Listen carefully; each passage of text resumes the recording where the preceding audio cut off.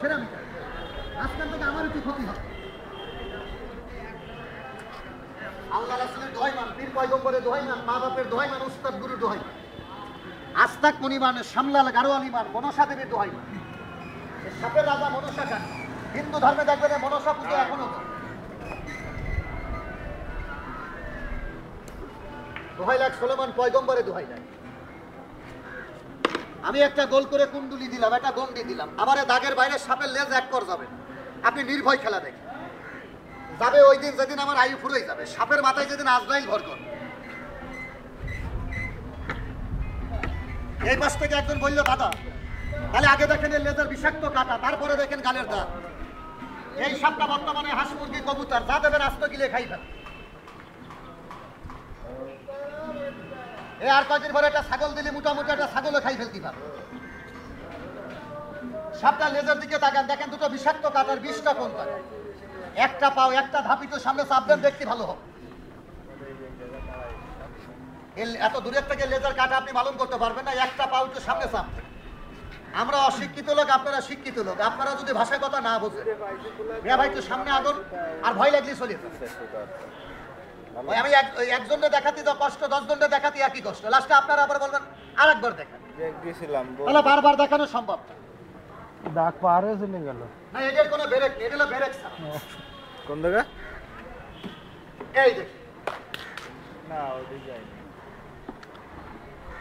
জোড়া হাত, হাতের বাংটা ছেড়ে মর কথা দেখে বলবেন একটা বিষাক্ত পটালা ফানালা সাপ দেখে।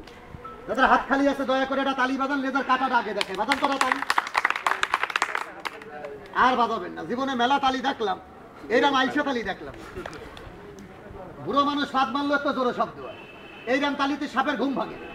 সবাই মিলে দয়া করে আদেশ না অনুরোধ, একটা তালি বাজান জোর করে বাজান তো না তালি।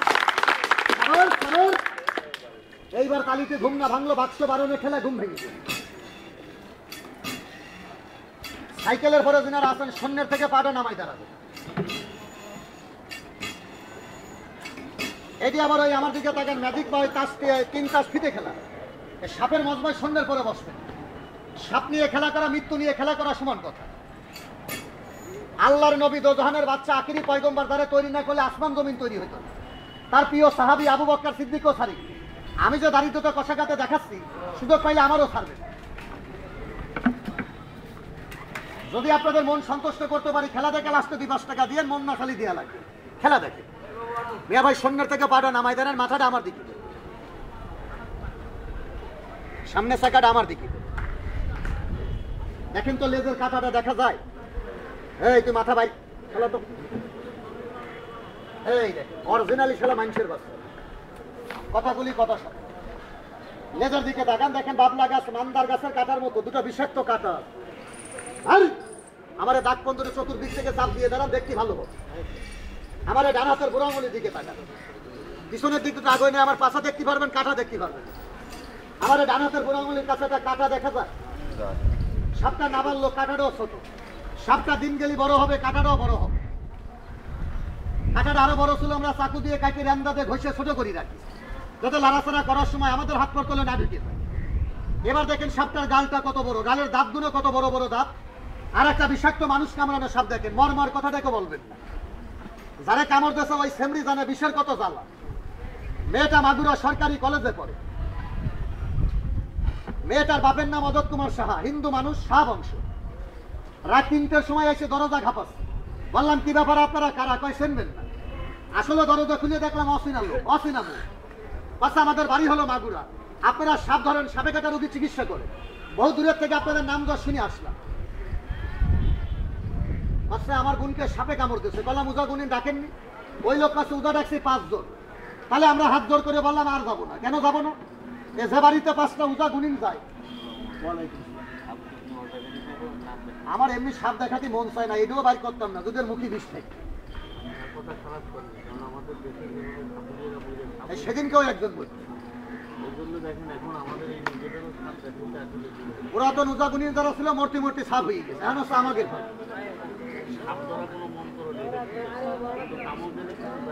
এর ভিতরে সেটা যে রীতা রানী যে মেয়েটারে কামড় দিয়েছে,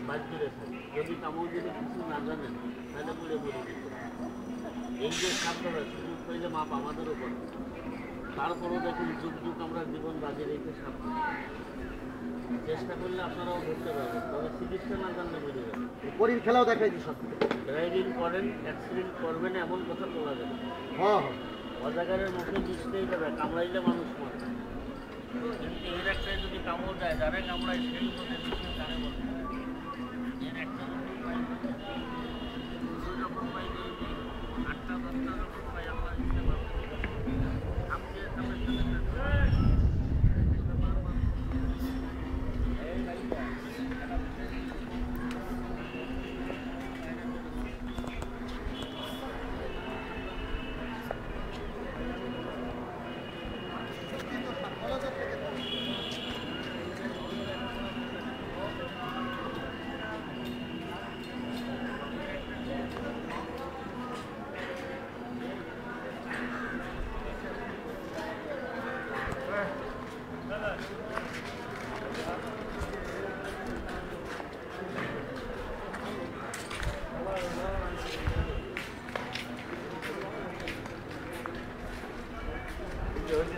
দাঁড়ান, স্কুলটা ভিডিও করি।